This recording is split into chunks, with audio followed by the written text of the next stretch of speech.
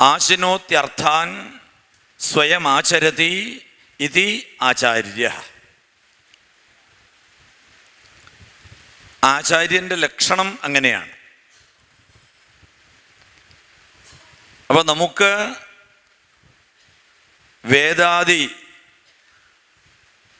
ഗ്രന്ഥങ്ങളൊക്കെ നമുക്ക് പകർന്നു തരുന്ന ജീവിത സന്ദേശങ്ങൾ നന്നായിട്ട് മനസ്സിലാക്കി അത് സ്വയം ജീവിതത്തിൽ ആചരിക്കുന്നവരാണ് ആചാര്യന്മാർ. ഭാരതത്തിൽ ആചാര്യന്മാർക്കുള്ള പ്രാധാന്യത്തെ ലക്ഷ്മി സൂചിപ്പിക്കുകയും ചെയ്തു. ആർഷഭാരതം എന്നാണ് നമ്മൾ പറയുക. ഭാരതത്തെക്കുറിച്ച് പറയുമ്പോൾ ആർഷഭാരതം. എന്തുകൊണ്ടാണ്? ശരിക്കും നമ്മുടെ ഈ രാഷ്ട്രത്തെ മുന്നോട്ട് നയിച്ചിരുന്നത് ഋഷീശ്വരന്മാരായിരുന്നു. നമ്മുടെ ഭരണകർത്താക്കൾ, രാജാക്കന്മാർ, ചക്രവർത്തിമാർ കാട്ടിലെ കുടിലിൽ കഴിയുന്ന കുലഗുരുവിൻ്റെ ആശ്രമത്തിൽ ചെന്ന് അവിടെ താഴെ ദർഭ വിരിച്ചിട്ട് താഴെ ഇരിക്കും. ഗുരുനാഥൻ്റെ മുന്നിൽ കൊട്ടാരത്തിലെ സിംഹാസനത്തിലിരിക്കുന്ന ചക്രവർത്തി ആശ്രമത്തിൽ ചെന്ന് ദർഭ വിരിച്ചിട്ട് താഴെ ചമ്രം പടിഞ്ഞിരുന്ന് ആ ഋഷിയുടെ ഉപദേശങ്ങൾ കേട്ടിട്ടായിരുന്നു രാഷ്ട്രത്തെ മുന്നോട്ട് നയിച്ചിരുന്നത്. അതുകൊണ്ട് തന്നെ നമുക്ക് എന്താണ് നമ്മുടെ സമ്പത്ത് ഭാരതത്തിൻ്റെ എന്ന് ചോദിച്ചു കഴിഞ്ഞാൽ ഋഷിപ്രോക്തമായത് മാത്രം. അല്ലാതെ നമ്മുടേതായിട്ട് എന്ന് പറയാൻ ഒരു സമ്പത്തും നമ്മുടെ കയ്യിലില്ല. എല്ലാം ഋഷിപ്രോക്തമാണ്. അതുകൊണ്ട് തന്നെ ഈ ഒരു ചർച്ചാവേദിയിൽ ആദ്യം വിശ്വനാഥൻ നമ്പൂതിരി സാറിനെയാണ് വിളിക്കുന്നത്. എൻ്റെ ബന്ധു കൂടിയാണ്. ഞാൻ വേണുചേട്ടൻ എന്നാണ് വിളിക്കാറ്. അതുകൊണ്ട് വിശ്വനാഥൻ നമ്പൂതിരി സാറ് എന്നൊക്കെ പറയാൻ വലിയ ബുദ്ധിമുട്ടാണ്. അതുകൊണ്ട് ഞാൻ വേണുചേട്ടൻ എന്ന് വിളിക്കാറുള്ളൂ. ആദ്യം ആധ്യാത്മിക പ്രഭാഷണ രംഗത്ത് അതിലേക്കാണ് തുടങ്ങുന്നത്. കാരണം ആധ്യാത്മിക പ്രഭാഷണം എന്ന് നമ്മളെല്ലാ സ്ഥലങ്ങളിലും കേൾക്കുന്നുണ്ട്. സകല ഉത്സവങ്ങളിലും ക്ഷേത്രങ്ങളിലും അവിടെ ഇവിടെ എല്ലാം ആധ്യാത്മിക പ്രഭാഷണം എന്ന് കേൾക്കാം. എന്നാൽ ആ ആധ്യാത്മിക പ്രഭാഷണം മിക്കവാറും വെക്കുന്നത് ആളില്ലാത്ത സമയത്തായിരിക്കും. കസേരകൾ മാത്രമായിരിക്കും കൂടുതലും ഉണ്ടാവുക. അതിനത്രേ പ്രാധാന്യം കൊടുക്കാറുള്ളൂ. പക്ഷേ വലിയൊരു സമൂഹം, വലിയൊരു ഒരു ആചാര്യവൃന്ദം കേരളത്തിലുണ്ട്. ആ ആധ്യാത്മിക പ്രഭാഷണങ്ങൾ വേണ്ട വിധത്തിലാകുന്നുണ്ടോ? യഥാർത്ഥത്തിൽ ആധ്യാത്മിക പ്രഭാഷണത്തിലൂടെ ഉദ്ദേശിക്കുന്നതായിട്ടുള്ള സമാജ പരിവർത്തനം, ഒരു ഭാവാത്മക പരിവർത്തനം, ഒരു പോസിറ്റീവ് ചേഞ്ച് നമ്മുടെ സമൂഹത്തിന് ലഭിക്കുന്നുണ്ടോ? ഇല്ലെങ്കിൽ എന്തുകൊണ്ട്? അതിനെന്താണ് പരിഹാരം? ആ വിഷയത്തിൽ നമുക്ക് ആദ്യം ഒന്ന് കേൾക്കാം. അത് കഴിഞ്ഞിട്ട് നമുക്ക് സ്വാമിജിയിലേക്ക് പോകാം.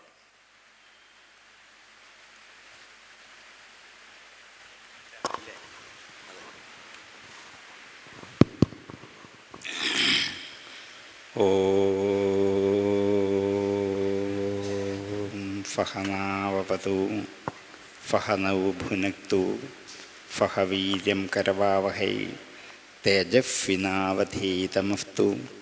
മാ വിദ്വിഷാവഹൈ. ഓം ശാന്തി ശാന്തി ശാന്തി. ഫമാദരണീയനായ സ്വാമിജി ഡോക്ടർ ഉണ്ണികൃഷ്ണൻ, സദസ്സിൽ ഇരിക്കുന്ന എല്ലാ സജ്ജനങ്ങൾക്കും എൻ്റെ വിനീതമായ പ്രണാമം. ഈ വൈദ്യലിംഗ ശർമാജിയുടെ അനുസ്മരണത്തോടനുബന്ധിച്ച് ഇവിടെ നടക്കുന്ന ഭാഗവത സത്രത്തിൽ ഇതുപോലെ ഒരു നവ്യമായ പദ്ധതി ആവിഷ്കരിച്ച അതിൻ്റെ സംഘാടകരെ ഞാൻ വളരെയധികം അനുമോദിക്കുന്നു, അഭിനന്ദിക്കുന്നു. ശർമാജിയുടെ വാക്കുകൾ ഈ സഭയുടെ അന്തരീക്ഷത്തിൽ ഇപ്പോഴും നിറഞ്ഞു നിൽക്കുന്നുണ്ടാവും. അദ്ദേഹത്തിൻ്റെ ആചാര്യന്മാരാണ് ഇവിടെ നിരന്തരമായും ഭാഗവതം പാരായണം ചെയ്യുന്നത്. അത് കേൾക്കുമ്പോൾ എന്തായാലും അദ്ദേഹത്തിന് അദൃഷ്ടമായൊരു സാന്നിധ്യം ഇവിടെ നിറഞ്ഞ് ഉണ്ടാകും. ആ സാന്നിധ്യത്തെ നമസ്കരിച്ചുകൊണ്ട് നമുക്ക് ആരംഭിക്കാം. ഇന്ന് എല്ലായിടത്തും കേരളത്തിലെ ഒട്ടനവധി എണ്ണിയാലൊടുങ്ങാനാവാത്തതുപോലെ ക്ഷേത്രങ്ങളിൽ ഭാഗവത സപ്താഹയജ്ഞങ്ങൾ അല്ലെങ്കിൽ സത്രങ്ങൾ, സത്സംഗങ്ങൾ, ആധ്യാത്മിക പ്രഭാഷണങ്ങൾ എല്ലാം അനുസ്യൂതമായി നടന്നു വരുന്ന ഒരു കാലഘട്ടമാണ് ഇത്. ഈ കാലഘട്ടത്തിൽ ഇങ്ങനെയുള്ള പ്രഭാഷണങ്ങൾ കേൾക്കാൻ ആൾ കുറയുന്നു എന്നുള്ളതാണ് നമ്മുടെ മോഡറേറ്റർ അവതരിപ്പിച്ച ഒരു വിഷയം. അത് എന്തുകൊണ്ടിങ്ങനെ സംഭവിക്കുന്നു എന്ന് ഒന്ന് ചിന്തിക്കാൻ വേണ്ടിയാണ്. അത് ഞാൻ മാത്രമല്ല എന്നെ മറുപടി പറയുക, എങ്കിലും ആ ചിന്തയിൽ ഞാൻ പങ്കെടുക്കുന്നു എന്ന് മാത്രമേ ഉള്ളൂ. പക്ഷെ അതിന് ഒരു എല്ലായിടത്തും ഒരുപോലെയുള്ള അനുഭവമാണ് എന്ന് വാസ്തവത്തിൽ പറയാൻ പറ്റില്ല. ചിലയിടത്തൊക്കെ ധാരാളം സജ്ജനങ്ങൾ കൂടും, അവരിത് കേൾക്കും, അറിയും, ഉൾക്കൊള്ളും. ചിലയിടത്ത് തീരെ കുറവായിരിക്കും. അങ്ങനെ അതിനൊരു പൊതുവായൊരു മാനദണ്ഡമോ നിയമമോ നമുക്ക് പറയാൻ പറ്റില്ല. എങ്കിലും താരതമ്യേന നമ്മുടെ അനുഭവത്തിൽ വെച്ച് സപ്താഹത്തിലും സത്രത്തിലും ആധ്യാത്മിക പ്രഭാഷണങ്ങളും ഉച്ചഭക്ഷണത്തോട് ചേർന്ന് വെച്ചെങ്കിൽ മാത്രമേ ആൾക്കാർ കൂടുകയുള്ളൂ എന്നൊരു ദുശ്ചിന്ത നമുക്ക് വളർന്നു കൂടിയിട്ടുണ്ട്. ഏതാണ്ട് അതിന് തക്കായിട്ടൊക്കെയാണ് വൈകിട്ട് പ്രഭാഷണം ഉണ്ടെങ്കിൽ ഭക്ഷണം കൊടുക്കണം എന്ന്. അപ്പം ഭക്ഷണാർത്ഥികളല്ലോ രക്ഷസാം പരീക്ഷകൾ എന്ന് രാമായണത്തിൽ പറയുന്ന വാക്കുകൾ അന്വർത്ഥമാകത്തക്ക മട്ടിലായി പോകുന്നുവോ നമ്മുടെ. അതുകൊണ്ട് ഭക്ഷണത്തിന് വേണ്ടിയല്ല നമുക്ക് പ്രഭാഷണം എന്നുള്ളത് ആദ്യമായിട്ട് ധരിക്കുക. പ്രഭാഷണം കേൾക്കാൻ വരുന്നവർ പ്രഭാഷണം കേൾക്കുക, ഭക്ഷണം കഴിക്കാൻ വരുന്നവർ ഭക്ഷണം കഴിക്കുക. ഇത് രണ്ടും ഒരു വേദിയിൽ ഒരുപോലെ കൊണ്ട് നടക്കുന്നത് അഭികാമ്യമാണെന്ന് എനിക്ക് തോന്നാറില്ല. അതുകൊണ്ട് ഭക്ഷണത്തിന് വേണ്ടിയല്ല നമ്മൾ ഈ പ്രഭാഷണം കേൾക്കുക. അതുകൊണ്ട് പ്രഭാഷണ വേദിയിൽ ഭക്ഷണം വയ്ക്കാതിരിക്കുക. പ്രഭാഷണം കേൾക്കുമ്പോൾ ഇത് കേൾക്കട്ടെ. ഇത്ര പേര് നിർബന്ധമൊന്നുമില്ല, 10 പേരെങ്കിൽ 10 പേര്, ഒരാളെങ്കിൽ ഒരാൾ. അവർക്കിത് കേൾക്കാൻ, ഉൾക്കൊള്ളാൻ, അനുഭവിക്കാൻ, ജീവിതത്തിൽ പകർത്താൻ കഴിയുമെങ്കിൽ അതാണ് എൻ്റെ ഏറ്റവും വലിയ ധന്യത.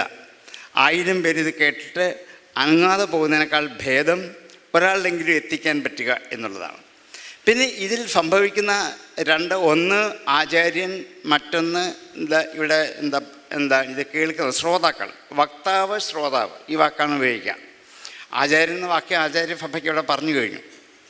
കാരണം ശാസ്ത്രാർത്ഥങ്ങളെ പലയിടത്തു നിന്നും കണ്ടെത്തി ആചിനോദിഹ ശാസ്ത്രാർത്ഥം ആചാര്യ സ്ഥാപയത്യഥ സ്വയം ആചരതേ യസ്മാത്. ഇത്രയും ചെയ്യുമ്പോഴാണ് ആചാര്യനാകുന്നത്. അതവിടെ നിൽക്കട്ടെ. പക്ഷെ നമുക്ക് വേണ്ടത് വക്താവ് എങ്ങനെയുള്ളവരായിരിക്കണം. വക്താവിന് ഈ വിഷയങ്ങൾ നന്നായി അറിയാവുന്നവനായിരിക്കണം, നന്നായി പഠിക്കണം. പല ദിക്കിൽ നിന്നും വിഷയങ്ങൾ കേന്ദ്രീകരിച്ച് പഠിച്ചത് ഉറപ്പിച്ച് സ്വായത്തമാക്കി അധീതി ബോധ ആചരണങ്ങൾ കൂടി മാത്രം വേണം അവിടെ പ്രചരണത്തിലേക്ക് പോകാൻ. അധ്യയനം ചെയ്ത് അത് ബോധ്യപ്പെടണം. ഇത് ശരിയാണ്, ഭാഗവതത്തിൽ പറഞ്ഞിരിക്കുന്നത്, ഉപനിഷത്തിൽ പറഞ്ഞിരിക്കുന്ന ഈ ആശയങ്ങൾ, തത്വങ്ങൾ ശരിയാണെന്ന് സ്വയം ബോധ്യപ്പെടണം. ബോധ്യപ്പെടുന്ന വിദ്യ മാത്രമേ ആചരിക്കാൻ പറ്റുള്ളൂ. ഇത് ആചരിച്ചതിന് ശേഷം വേണം പ്രചരിപ്പിക്കാൻ. ഈ ആചരണം, ഈ 4 ഘടകങ്ങൾ ഒരു വക്താവിന് അനിവാര്യമാണ്. അപ്പോൾ ഏത് വിഷയമാണെങ്കിലും നന്നായി പഠിച്ച് ഇനിയും അത് ജനങ്ങളിലേക്ക് എത്തിക്കാൻ പറ്റുക, ജനഹൃദയങ്ങളിലേക്ക് എത്തിക്കാൻ പറ്റുക, അവരുടെ ഉള്ളിൽ വേണ്ട വിധത്തിലുള്ള ആധ്യാത്മികം എന്ന വാക്കിൻ്റെ അർത്ഥം തന്നെ ആത്മാവിന് അധികരിച്ചുള്ളതെന്നാണ്. ആത്മാവ് അവരുടെ ജീവാത്മാവിനെയാണ് ലക്ഷ്യപ്പെടുന്നത്. ആ ജീവാത്മാവിനെ അധികരിച്ച് നന്നാക്കി അതിൻ്റെ പോരായ്മകൾ പരിഹരിച്ച് കൊണ്ടുപോകാൻ പറ്റുന്ന പ്രഭാഷണത്തിൻ്റെ പേരാണ് ആധ്യാത്മിക പ്രഭാഷണം. അപ്പോൾ ആ മട്ടിലേക്ക് ഇത് വരുന്നില്ല എങ്കിൽ ഒരു ചെവിക്കൂടെ കെട്ട് മറു ചെവിക്കൂടെ വിടുക, ഉള്ളിലേക്ക് കിടക്കുന്നില്ല, മനസ്സിൽ, ബുദ്ധിയിൽ, ആത്മാവിൽ. ഇത് ആത്മാവിലേക്ക് എത്തിക്കുക എന്നുള്ളത് ആധ്യാത്മിക പ്രഭാഷണത്തിൻ്റെ ഏറ്റവും വലിയൊരു ബാധ്യതയാണ്. മനസ്സിൽ നിന്നാൽ പോരാ, ബുദ്ധിയിൽ നിന്നാൽ പോരാ, അതിൻ്റെ അകത്ത് വ്യക്തിസത്തയെ അതുകൊണ്ട് തന്നെ നന്നാക്കി പല പ്രാവശ്യം ആലോചിച്ച്, ഒരു വിഷയം പല പ്രാവശ്യം പറഞ്ഞാലും കുഴപ്പമില്ല, ചിലപ്പോൾ ഒരു 10 പ്രാവശ്യം പറയുമ്പോഴായിരിക്കും ഒരാൾക്ക് അത് മനസ്സിൽ ഉൾക്കൊണ്ട് അത് ബുദ്ധിയിലാക്കി ഇനിയും അത് ആചരിക്കാൻ പറ്റുന്ന അവസ്ഥയിലേക്ക് വരാൻ പറ്റുള്ളൂ. അത്രയും പ്രാവശ്യം പറയണം. എന്താണ് ഒരു വക്താവിൻ്റെ അല്ലെങ്കിൽ ആചാര്യൻ്റെ പ്രധാനപ്പെട്ട കടമ ശിഷ്യനെ കൈപിടിച്ച് ലക്ഷ്യത്തിലെത്തുന്ന വരെ കൂടെ കൊണ്ടുപോകണം, വഴിക്ക് വിട്ടുപോകാന്നുള്ളതല്ല. അതുകൊണ്ട് മാർഗം എന്തായാലും അതിൽ കൂടി ലക്ഷ്യത്തിലേക്ക് എത്തിക്കാൻ ഒരു കഴിവുള്ളവനായിരിക്കണം. അതുകൊണ്ട് ആചാര്യന്മാർ ഈ ലക്ഷ്യം ഉൾക്കൊണ്ടുകൊണ്ട് തന്നെ വേണം. പഠിച്ചത് പുസ്തകത്തിൽ നോക്കി ആശയം പറഞ്ഞ് അർത്ഥം പറഞ്ഞ് വിട്ടാൽ മാത്രം അതാവില്ല. അത് എന്തുകൊണ്ടാണ് എന്ന് സ്വയം ചിന്തിച്ച് കണ്ടുപിടിച്ച് അത് ഉള്ളിൽ ഉൾക്കൊണ്ട ഒരാൾ പറയുമ്പോൾ മാത്രമേ ഒരാൾക്ക് ആചരിക്കാൻ പറ്റുള്ളൂ. അതുകൊണ്ടാണ് ബോധ്യമാകാത്ത വിദ്യ ഞാൻ പറഞ്ഞാൽ ആരും ആചരിക്കില്ല, കാരണം അവർക്ക് ആചരിക്കാൻ പറ്റില്ല. ബോധ്യമാക്കുന്നത് ഞാൻ ആചരിച്ചു കാണിച്ചെങ്കിൽ മാത്രമേ ആചരിക്കാൻ പറ്റുള്ളൂ. അതുകൊണ്ട് ആചാര്യന്മാർ ബോധ്യപ്പെടണം, ഇത് ശരിയാണ്, ഇത് വേണ്ടതാണ്, ഇത് അതിൻ്റെ തത്വമാണ്, സത്യമാണ് എന്നവർക്ക് ബോധ്യപ്പെടണം. അങ്ങനെ ബോധ്യപ്പെടുന്ന വിദ്യ മാത്രമേ ആചരിക്കാൻ പറ്റുള്ളൂ. അതേപോലെ ശ്രോതാക്കൾ എപ്പോഴും ഞങ്ങളുടെ ഉള്ളിലുള്ള എല്ലാത്തരം വിഷമതകളെയും വൈഷമ്യങ്ങളെയും ദുഃഖങ്ങളെയും ഞങ്ങളുടെ മനസ്സിനെ ബാധിച്ചിരിക്കുന്ന ചാഞ്ചല്യവും ബുദ്ധിയിൽ ബാധിച്ചിരിക്കുന്ന പോരായ്മകളെയും മാറ്റിയെടുത്ത് ഞങ്ങളുടെ ആത്മസത്തയെ നന്നാക്കി കൊണ്ടുപോകാൻ ഉപകരിക്കുന്നതായ വാക്കുകൾ, ആശയങ്ങൾ അതിൽ നിന്നും ചകഞ്ഞെടുത്ത് അത് പല പ്രാവശ്യം ആലോചിച്ച് തങ്ങളുടെ ജീവിതത്തിലേക്ക് പകർത്താൻ യത്നിക്കണം. ഈ ഒരു പ്രയത്നം എപ്പോഴും ശ്രോതാക്കളിൽ നിന്നുണ്ടാകണം. കഥ കേട്ടു അത് മാത്രം പോരാ, അതിനകത്ത് പറഞ്ഞ കാര്യങ്ങൾ കേട്ടു, ചിരിച്ചു, അല്ലെങ്കിൽ അത് കരഞ്ഞു, അത് വിട്ടു, അതല്ല നമ്മുടെ ലക്ഷ്യം, അത് പൊക്കോട്ടെ. പക്ഷെ അതിൽ നിന്നും എന്ത് നേടാൻ പറ്റി? അതെൻ്റെ മനസ്സിനെ എപ്പോഴും ഇന്ന് ബാധിക്കുന്നത് മനസ്സിൻ്റെ ചാഞ്ചല്യമാണ്. ഭാഗവതം ഭക്തിയുടെയോ വേദാന്തത്തിൻ്റെയോ മാത്രം ഗ്രന്ഥമല്ല.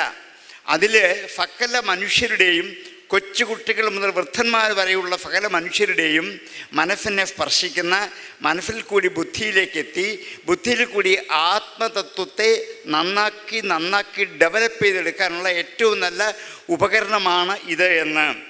അപ്പോൾ ഒരുപക്ഷെ ഈ പേഴ്സണാലിറ്റി ഡെവലപ്മെൻ്റ് എന്നൊക്കെ പറയുന്നത് വ്യക്തിയുടെ സത്ത, വ്യക്തി എന്ന് പറയുന്നത് ഈ ആത്മബോധമാണ്, ജീവാത്മാവാണ്. ആ വ്യക്തിയെ ഡെവലപ്പ് ചെയ്യണമെങ്കിൽ ഇങ്ങനെയുള്ള വാക്കുകൾ പല പ്രാവശ്യം കേൾക്കണം. ഒരു പ്രാവശ്യം കേട്ടാൽ പോരാ, ഒരു പ്രാവശ്യം പ്രഭാഷണം കേട്ടാൽ പോരാ, വീണ്ടും കേൾക്കണം. അങ്ങനെ കേട്ട് അത് ഉറപ്പിച്ച് അത് ബുദ്ധിയിൽ ഉറപ്പിക്കുമ്പോൾ മാത്രമാണ് അവർക്ക് ഉൾക്കൊള്ളാൻ പറ്റുന്നത്. ആ മട്ടിലേക്ക് ഒരു 10 പേരെങ്കിലും നമുക്ക് വാർത്തെടുക്കാൻ പറ്റുക.